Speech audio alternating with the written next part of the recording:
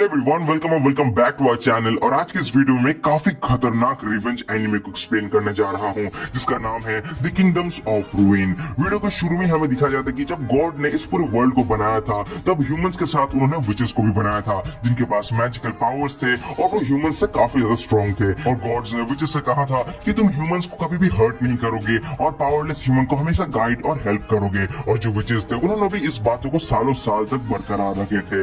लेकिन अब जो प्रेजेंट टाइम है, यहाँ पे ह्यूमंस बहुत ज्यादा वायलेंट हो चुके हैं और वो धीरे धीरे करके जो पूरा विचेस का कम्युनिटी है उनको ही तबाह कर दे रहे थे। वो लोग हर एक विचेस को मार दे रहे थे और आज भी काफी सारे विचेस को पब्लिक के सामने ही हैंग किया जाने वाला था। और मरते मरते एक विच ह्यूमंस को श्राप देके जाती है कि तुम लोग भी जल्द ही मरोगे, और उसी के साथ उसको हैंग कर दिया जाता है और वो मर जाती है। और उसके बाद हमें रेडिया एम्पायर का ही सीन दिखाया जाता है, जहाँ पे एडोनिस नाम का एक बंदा काफी देर से डेजर्ट के ऊपर से चल रहा था। और असल में एडोनिस एक विच के अंडर ही मैजिकल ट्रेनिंग ले रहा था, इवन दो वो खुद ह्यूमन है। और फिर वो अपने मास्टर की तरफ देखकर कहते हैं कि हे क्लोई, और हमें कितना दूर चलना होगा इस डेजर्ट में ताकि हम बॉर्डर को क्रॉस कर पाए। मुझे बहुत ही ज्यादा गर्मी लग रहा है, क्यों ना तुम अपने मैजिकल पावर को यूज करो और फिर इस पूरे एरिया को थोड़ा ठंडा कर दो। और जो क्लोई है वो असल में एक आइस विच है और बहुत ही पावरफुल विच है। और तभी क्लोई कहता है कि देखो, मेरा जो मैजिकल पावर है वो इतना भी सस्ता नहीं है। और वो उसी तरफ अपनी मैप लेकर नेविगेट करती रहती है। लेकिन तभी जो एडोनिस था वो अपना स्मार्टफोन निकालता है और कहता है कि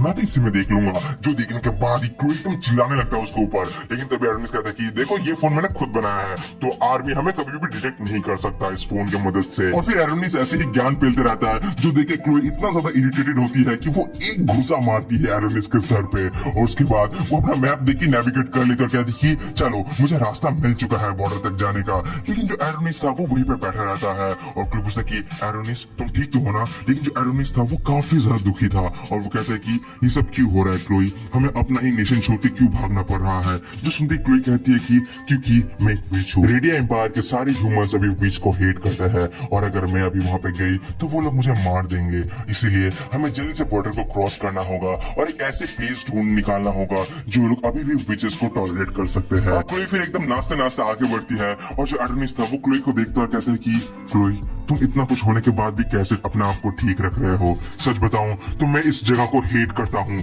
मुझे रेडिया एम्पायर से नफरत है। और तभी वो लोग आगे बढ़ रहे थे, लेकिन तभी वो लोग नोटिस करते कि उनके पीछे से कुछ एकदम बहुत ही तेजी के साथ आ रहा है। और वो और कोई नहीं बल्कि रेडिया एम्पायर के ही जो एडवांस मिलिट्री है वो लोग थे। और वो लोग क्लोई को ही पकड़ने आ रहे थे। जो देखने के बाद एडोनिस आगे बढ़ता है उनसे लड़ने के लिए, लेकिन तभी क्लोई उसको पीछे करता कहता है कि इनको मैं संभाल लूंगी। और फिर वो अपना आइस मैजिक का यूज करती है और एक ही बार वहां पे जितने भी आर्मी आए थे उन सबको खत्म कर देती है। लेकिन ये जो इंफॉर्मेशन था ये बहुत जल्द ही जो एम्पायर था, जो रेडिया एम्पायर था, उसके पास पहुंच जाता है। और जो वहां पे मैसेंजर था वो जैसे ये इंफॉर्मेशन बताता है, जो गार्ड्स थे उसको एक लात मारता है। और उसी तरफ जो एम्पायर था, जिसका नाम जियोते था, वो कहता है कि कुछ भी हो जाए, तुम क्लोई द आइस विच को मेरे पास ले आओ, मैं उसे बख्शने नहीं वाला। और उसके बाद हमें एडोनिस को दिखाया जाता है, जो कि काफी ज्यादा गुस्सा था क्लोई से। और वो कहता है कि क्लोई, तुम कभी भी मेरे को लड़ाई करने क्यों नहीं देते? इवन मुझे भी मैजिक आता है, मैं भी कास्ट स्पेल कर सकता हूँ, फिर क्यों नहीं? जो सुनने के बाद क्लोई कहता है कि देखो, तुम अभी भी काफी ज्यादा इनएक्सपीरियंस्ड हो, इसीलिए मैं तुम्हें लड़ने नहीं देती। लेकिन तो एडोनिस कहता है कि लेकिन मुझे पता है कि ये झूठ है, तुम मुझे लड़ने इसीलिए नहीं दे रहे हो क्योंकि मैं एक ह्यूमन हूँ और तुम नहीं चाहते कि मैं एक ह्यूमन होके दूसरे ह्यूमंस के साथ लड़ाई करूँ। लेकिन सच बताऊं तो मुझे तुम्हें प्रोटेक्ट करना है, मैं तुम्हें किसी भी हाल में प्रोटेक्ट करना चाहता हूँ। और फिर तुम इमोशनल हो जाता है। तभी क्लोई एकदम से आती है और उसको एक कस के हक करती है। लेकिन ये जो पूरा चीज था, उनका जो पूरा कोऑर्डिनेट था, वो उसी आर्मी का जो मशीन था वो फ्रीज होने के बाद भी डिटेक्ट कर लेता है और सैटेलाइट में ट्रांसफर कर देता है।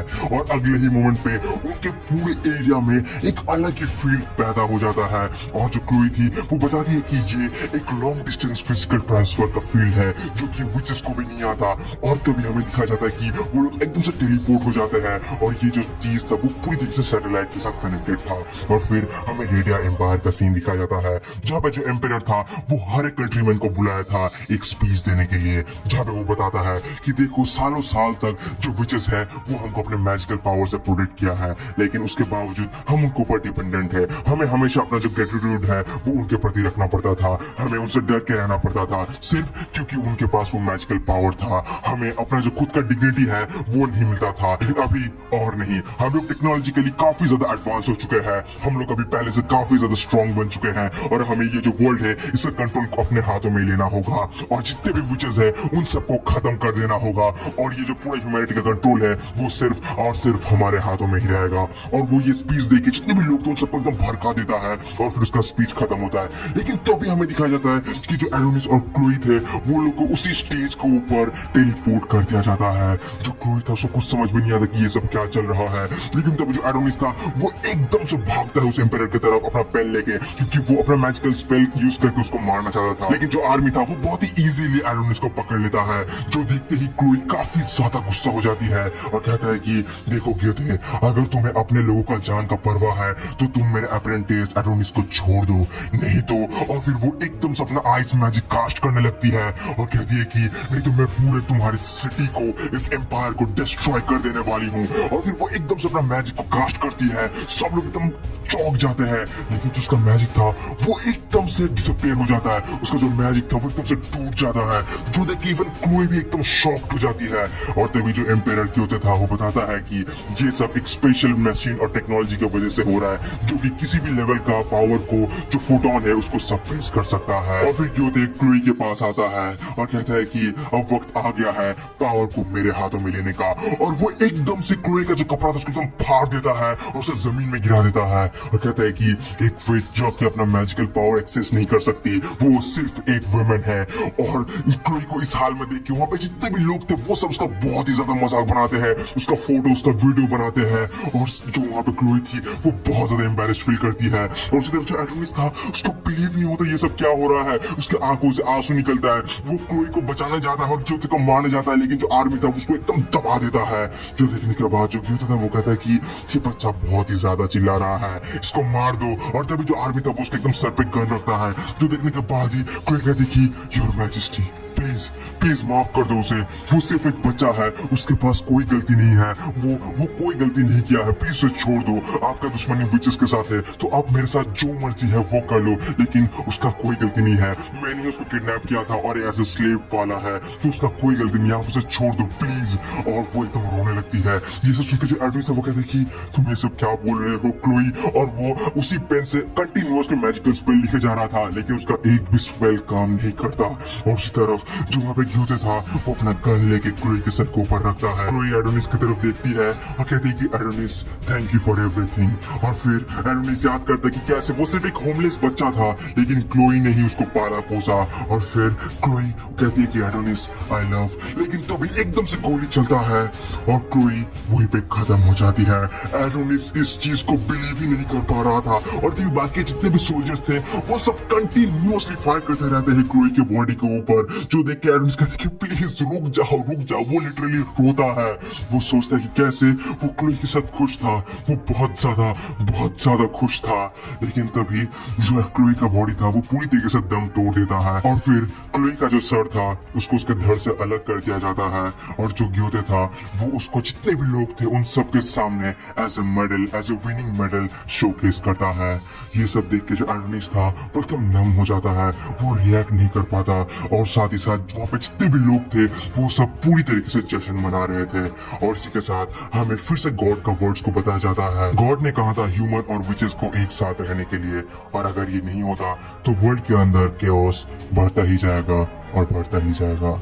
और इसी के साथ सीन शिफ्ट होता है और हमें 10 साल बाद का सीन दिखाया जाता है, जहाँ पे हमें सबसे पहले एक कैंप का सीन दिखाया जाता है, जो कि बेसिकली एक प्रिजन था, जहाँ पे दो कैदी काफी ज्यादा लड़ रहे थे एक ब्रेड के लिए। लेकिन तभी वहाँ पे एक प्यारी सी लड़की जिसका नाम था डोरो का, जो कि वो भी एक प्रिजनरी थी, वो अपना ब्रेड उन दोनों को दे देते ताकि उन दोनों के बीच में लड़ाई सॉल्व हो जाए। और तभी उसका जो एक दोस्त थी वो कहते कि डोरो का तुम इतना कुछ क्यों कर रहे हो, तुम तो खुद ही वीक रहोगे। लेकिन डोरो कहती कि नहीं ऐसा बिल्कुल भी नहीं है, मैं बहुत ज्यादा एक्टिव हूँ। और उसके बाद आना डोरो से बताती है कि जब से विचेस इस दुनिया से खत्म हो चुके हैं तब से इस दुनिया में जो केओस है, जो वॉर्स है, वो सिर्फ बढ़ते ही जा रहे हैं। मुझे नहीं पता हमारा फ्यूचर में क्या होने वाला है। और वो एकदम टूट पड़ती है। लेकिन तभी जो डोरो का था वो एकदम से दो पपेट निकालती है और एक बहुत ही फनी सा प्ले करती है, और जो आना का मूड था उसको फिर से अपलिफ्ट कर देती है।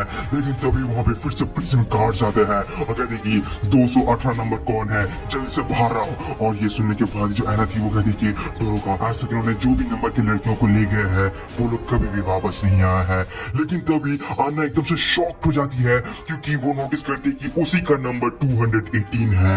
और फिर जो वहां पे प्रिजन गार्ड था वो एकदम चिल्लाने लगता है कि जल्द से बाहर आओ, नहीं तो मैं सबको यहाँ पे खत्म कर देने वाला हूँ। और तभी डोरोका एकदम से चिल्लाती और कहती कि हे मैं हूँ 218 नंबर। और फिर जो प्रिजन गार्ड था वो डोरोका को लेके बाहर चला जाता है। और उसी तरफ जो आना थी वो एकदम रोती और कहती कि क्यों डोरोका क्यों, 218 तो मेरा नंबर था, तुमने ऐसा क्यों किया। और उसके बाद हमें दिखा जाता है वो जो गार्ड है वो डोरोका को लेके उसी प्रिजन का जो चीफ था उसके पास लेके जाता है। वो चीफ कहता है कि तुम जल्दी से अपने कपड़े खोल दो ताकि मैं तुम्हारे बॉडी को चेक कर पाऊं और ये पता लगा पाऊं कि तुम लॉर्ड को सर्व करने के लिए तैयार हो या नहीं। और ये सुनने के बाद जो डोरोका थी वो काफी ज्यादा गुस्सा हो जाती है।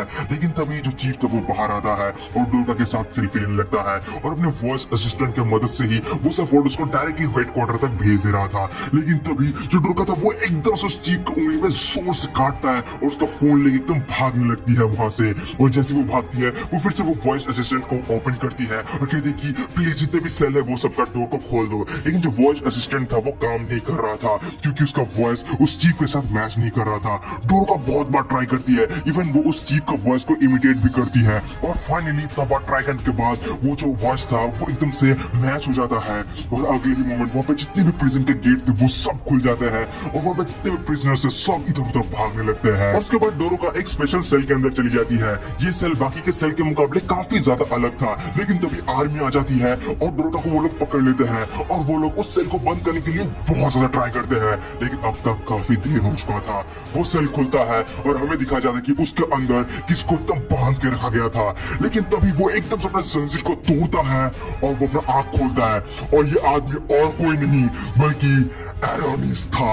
अगला आने वाला एपिसोड क्रेजी होने वाला है, तो कमेंट्स एकदम फाड़ दो अगले आने वाले एपिसोड के लिए और वीडियो को जितना हो सके उतना ज्यादा शेयर कर लो और चैनल में नए हो तो सब्सक्राइब कर लेना। और इसके साथ ये एपिसोड खत्म होता है, तो मिलते हैं अगले एपिसोड में। Till then bye bye, stay safe.